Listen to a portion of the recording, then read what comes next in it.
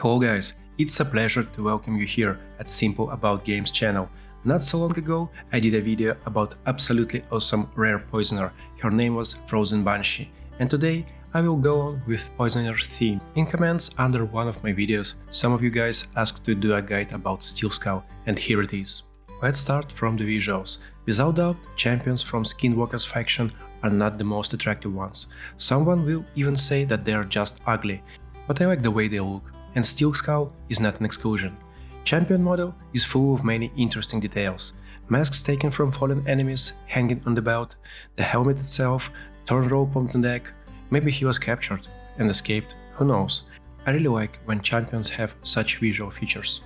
Okay, it's time to look at his base stats at level 60. First of all, he is classified as a support champion, meaning, in theory, that his attack modifiers are lower compared to attack champions.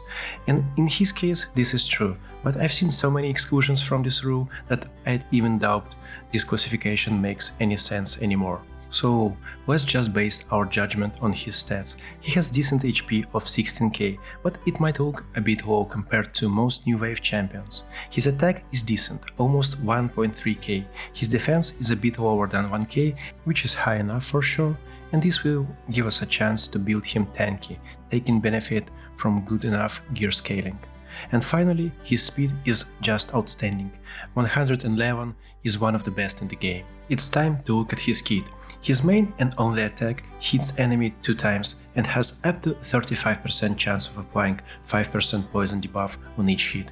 If you are going to use Steelskull, booking this ability is a must, and even if booked, the chance is a bit low. He is not a consistent poisoner, so having a debuff extender and a counter-attack champion in your group helps a lot. His second skill removes all debuffs from target ally and heal them by 40% of their own HP. This skill is what makes him special. Without it, he is just a mediocre poisoner. And if we take only damage in consideration, there are plenty of champions who perform way better than him. But his ability to remove debuffs will make it possible to phase out a dedicated cleanser from clan boss team, at least at Void and Force affinities. This ability needs books also, because clan boss repeats his abilities every 3 turns, and we will need that stun cleanse ready every time clan boss performs his hit. His third skill places a stronger 60% version of defense up and heals all allies by 20% of their own HP on a 4-turn cooldown if booked. And it helps a lot in so many aspects of the game, not only the clan boss, but also dungeons and of course faction wars. Overall, when I look at his kit, I have a strong feeling that he is a multi-tool, and as any multi-tool, he isn't perfect, but he does the job well. If only his chance to place poisons on his attack was a bit higher and his defense up had a 3-turn cooldown, he could be a legendary. Okay, this is the gear I have on him. I'm using Immortal and Lifesteal gear. To be honest, this combination is my gear of choice for most clan boss champions, because beating the clan boss we get many good Immortal pieces, and Lifesteal is hard to replace because you need tons of healing after any hit. Of course, you could replace it, in case you have some very specific champions, like Badel with his amazing heals, or some Lich champions, but there are not many of them. Here are my total stats. As you can see, he has high enough accuracy for Nightmare and Ultra Nightmare clan boss, and I've increased his HP and defense to a high level. His high base speed helped a lot and made it possible to use defense boots on him instead of speed boots. This is good gearing way if you get lucky with speed substat rolls on your gear. Take a note that if you want to cleanse the stun clan boss puts on your champions, he has to be the fastest in the group, so he can go right after the clan boss. Here is the mastery build I've used on him. I think that he works the best with a combination of attack and support trees because of chance to extend the debuffs from Master Hexer and increased chance to place poisons from Sniper.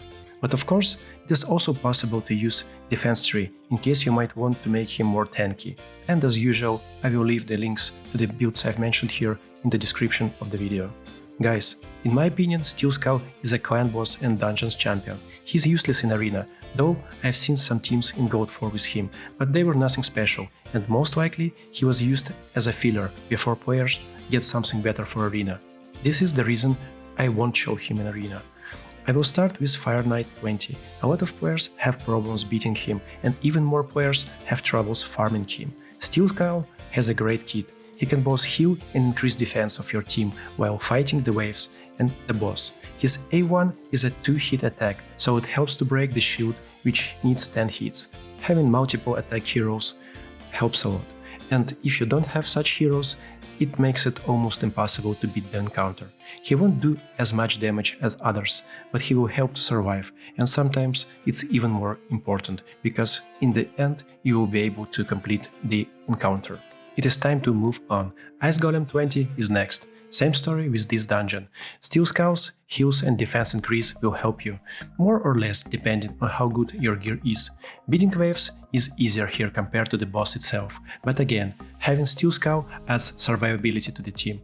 If you struggle beating the encounter, try replacing attack champions for the support ones or defense ones first. Champions like Steelskull, for example. Your first goal is to successfully finish the encounter, and after that you can work on improving your times and the damage dealt with your champions.